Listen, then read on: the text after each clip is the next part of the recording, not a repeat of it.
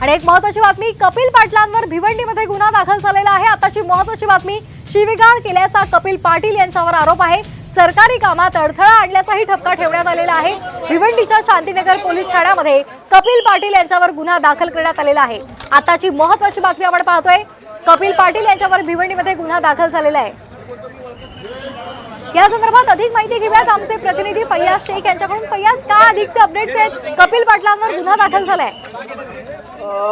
मतदानाच्या दिवशी कपिल पाटील यांनी शांतीनगर पोलीस स्टेशनच्या हद्दीमध्ये एका मतदान केंद्राच्या बाहेर जाऊन पोलिसाला शिवीगाळ केल्या असल्याचा आरोप करत शांतीनगर भिवंडी येथील शांतीनगर पोलीस स्टेशनमध्ये कपिल पाटील यांच्या विरोधात गुन्हा दाखल करण्यात आलेला आहे।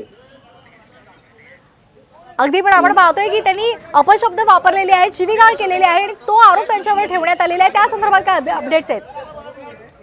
नक्कीच, कारण ज्या दिवशी मतदान होतं त्या मतदानाच्या केंद्राच्या बाहेर कपिल पाटील यांनी जाऊन बोगस मतदान होत आहे असे सांगितले। मात्र असे सांगत असताना पोलीस अधिकाऱ्यांना देखील शिवीगाळ केली किंवा अपशब्द वापरला।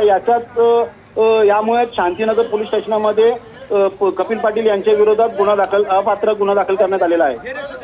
अगदी धन्यवाद आपण दिलेल्या माहितीसाठी। तर आपण पाहतोय, शिवीगाळ केल्याचा कपिल पाटील यांच्यावर आरोप करण्यात आलेला आहे। सरकारी कामात अडथळा आणल्याचा ठपकाही त्यांच्यावर ठेवण्यात आलेला आहे आणि त्या संदर्भात आता कपिल पाटील यांच्यावर गुन्हा दाखल झालाय।